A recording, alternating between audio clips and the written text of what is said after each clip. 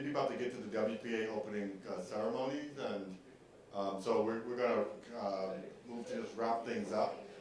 I want to say that a couple of things that I think we have a few comments left over from the last hour, and then brief comments, and then we'll kind of close it out. So you want to? Very brief. It is imperative. I thank you so much for raising that and for forcing an answer, because as someone who has been through an organization of primarily people of African descent that literally imploded at a time like this in its ongoing development, it is essential if we're going to do the work we have spent the last day and a half talking about, that we both address this and that we call each other on it as we see it happening, and that we don't let 14 years worth of energy and everything else build up and then assume that we can just pick up and start all over and no one will remember. As you can see, people remember these things. We are, most of us, behavioral health minded, if not trained, so we know we have to deal with these difficult situations. A couple of us were talking during the break that the organization I'm thinking of Black Psychiatrists, we have jokingly said over the last decade, that's just what happens in Black organizations. That should not be the rule. We cannot afford to let that be the rule. I implore all of us to deal with this, not let it build up. That was as short as I could make it, David. That was good. Oh, and then the last. Thank you. No, there needs to be a post-event press conference or etc. Consider having a quarterly or less frequent newsletter that includes all activities that's related, and general agreement that that any publications, documents, anything else that comes out comes through the Central Coordinating Committee, which I guess is Dr. Henderson right now.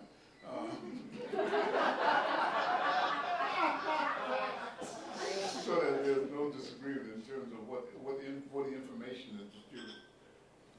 Yeah, my fellows are laughing because they know what's coming for them. All right. So there are a bunch of next steps, obviously, and I think that it was a huge accomplishment to get us all here together. I think the discussion began with you two, like over and several others over a beer or two in Cape Town last year, and then we came back. We got Elliot, and then amazingly we were able to pull it together. So I think that bodes well because we did it, and I think it was a fabulous meeting, and really the meeting has met its goal, which is really to inform us as far as the way forward. I don't think we came here to kind of outline and develop all the structure and so on, but I think the consensus is that we need to do something.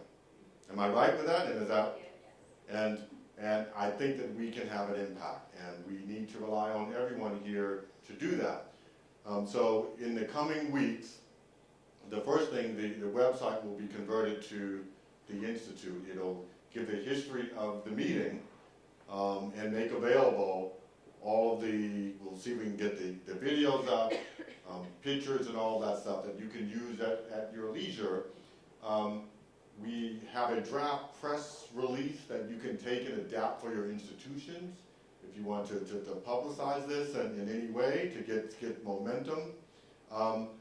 Some very simple things that will be made available, like I think Kavitha mentioned having a library of articles and stuff. We already have that. That we built when I was at NGH for the global program. We'll attach that aspect so that people can literally, search 500,000 articles that are relevant to global mental health and capacity. We've captured them all, and we broke it down by, so we'll make that available immediately for people. I think that we have a group that worked to put together this meeting, and we will call them the executive committee for that. We invite others who want to be a part of moving us forward. We have a volunteer right here. We will engage another volunteer, thank you.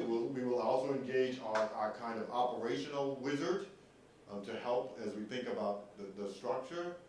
And we will take into consideration all the information that we've gained over the last 2 days.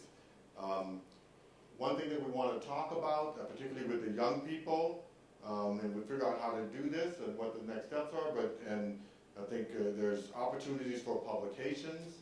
I know that our fellows and junior faculty and folks were taking notes on the sessions. We also could turn this into some type of qualitative thing, right, Christina? We got the videos, we can have it transcribed, and we could do some work in that regard.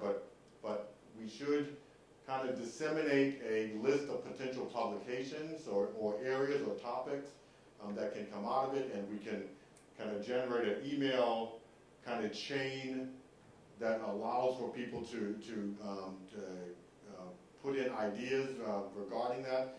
From the content, we will also, as we go through it, we will also identify themes where we believe, papers, position papers, or white papers, or whatever may be relevant. And so we do want to get some publications just specifically from this meeting. And Elliot, you mentioned a potential book. Any thoughts about that? Well, I think we have a wealth of knowledge that's been generated here, and I think we need to have a review of the total contributions made by everyone before we can have a more concrete proposal for a book. But I think the wealth of knowledge that was presented, both in terms of research, training, education, and policy, as well as strategic suggestions, could be the basis for a book to explore that possibility. Thanks. And so this, I think this is meaningful. Like we're here, we were there in 2002, but that's another story. But we are here now, this place and time. I think this is the right time. As I said, from our program, and so we now have the capacity to do what we're talking about. In 2002, we did not. And so I believe that we will be moving forward. I believe that the information that we gained from the last 2 days is extremely useful and will help guide us in where we need to go. I also encourage you to connect with organizations that have been mentioned today that are already doing similar work, or maybe there's opportunities for partnering and so on. So we need to start that networking to see who's out there, who's doing what. But we will move forward in some capacity, and once we get the website redesigned and set up where you can gain materials, and then we will start kind of an email to first, as we identify the areas, we think we already have them because that's how this conference was structured, but as we identify the key areas of focus and the priorities for the first year, and then 3 years, we will also engage or invite volunteers to help move those agendas forward. And so we need to put that structure in place and then invite people to participate. Does that seem reasonable? A reasonable plan? And then I think that we should plan for 2 things. Oh. One thing. Sorry, One thing. I just want to say one thing. I 100% agree with you, and however, I also think the one key thing that we need to do early on is also make it explicit how we're going to work. Meaning, the value of collaborations, the North-South. So one of the things that, colonization did to some peoples is that you have to give them permission to say, yes, you're allowed to speak now. Yes, this is your space. please use it. It was not amiss to me that when we passed the mic around, some young people, a lot of the African Americans spoke, and a lot of the Africans didn't speak, and passed the mic to someone else. So we need to make that very explicit. So I think as we talk about what we need to do, but I also think we need to be very clear about how we want to do it and how we welcome this, and so that we don't end up having replication of the kind of thing that you talk about when you talk about global work, that can be an in-group, art group kind of thing. Okay, excellent. And I agree completely, and we need to put that on the website too. And just about also joining that list, that it should be something that grows, and so Right. there should be the ability to sign up and join us, so we'd like that. And if we do nothing else and it's an opportunity to collaborate in that, we will also use that platform to share what other people are doing, so that you have a sense of where we fit in and where there are opportunities. So I think that in itself is an achievement if we can do that. Okay, excellent. I want to thank everyone for coming. I want to thank a bunch of people. Like it was a huge kind of a weekly Skype call group. For everybody who participated in that, just kind of raise your hand, identify yourselves. Banga, you're right, come on down.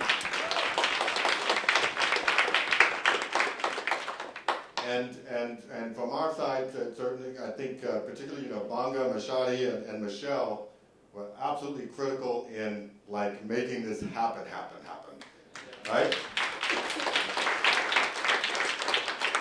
And then we have Kelsey and Alexandra who, if they weren't here, these are they're college students.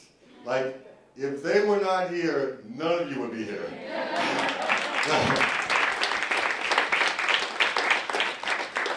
I mean, they worked out every detail. I think, I arrived at the airport and somebody had my sign. And it was the smoothest, thing. It was unbelievable. So really, absolutely critical to us being successful. So thank you again, and we're happy to write any letters that you want, or any school, or anything. You got 100 people who write a letter for you now. And finally, I want to remember Chet Pierce again, and I'm going to tell you a story that reminds me of not only why we're here, but we can't be stopped. So one of my last kind of, mentor-mentee conversations with Chet Pierce was maybe 2 or 3 years ago. He said to me, he says, David, you're doing now Chet, again, is a visionary, I said, 10 to 20 years ahead of everybody else, always. His microaggression stuff is still, the hottest topic in this country, in the U.S. And so, but he said, you're doing really great with that global work, I'm really proud of you, you're helping a lot of people, but I just want to ask you, have you thought about space? He said, Chet, I'm really upset with NGH because we've been trying to get more offices here, and they won't, I've been running the global program through my schizophrenia program, and I'm tired of it. He's looking at me, he's going, he's like, I think he said, I think I messed up. He said, no, outer space. I said, what? He says, what are you going to do when you got a 15-year-old kid who arrives on Earth for the first time in his life? How are you going to help that kid adjust? I'm thinking, what? And now, what do we hear, right? Mars, and this and that, and he's like, well, NASA had plans 20 years ago for people to be born in outer space, and it's all worked out. And it's you have to the global stuff is good, but galactically, what are you gonna do, man? But that's Chet Pierce, right? And so, if you think about it, like, it's okay, we're gonna venture out. And maybe, we get bogged down to our day-to-day stuff and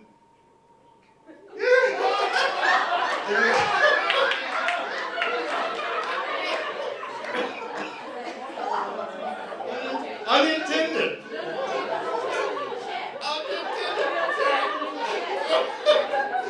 Okay.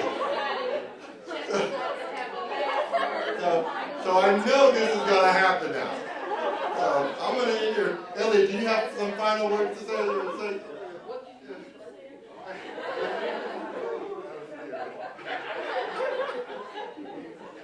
There isn't much to say, really. Thank you, Bill, for that fantastic ending. I really hope that this is not just another memory. I think this should be the beginning of something good that we'll all be proud of, that will be beneficial to Africa, but not only to Africa, beneficial to the Caribbean, to Latin America, even to the United States. Because we all, as I said often, when I first came to Africa in 2004, when I started my speech, I said we all come from Africa, and we have to remember that we all come from Africa. So we have I think a debt of gratitude to Africa, and to do this project in a way that is beneficial, not just for illness or just for mental health alone, but beneficial to total health. We are part of a larger universe than just illness and mental illness. And so I think as we prepare mission and vision and the actions we will take, we should not limit ourselves just to address illness, but we really need to address health and its promotion, protection, and the prevention of illness, as well as attend to the care of those who suffer. Thank you so much.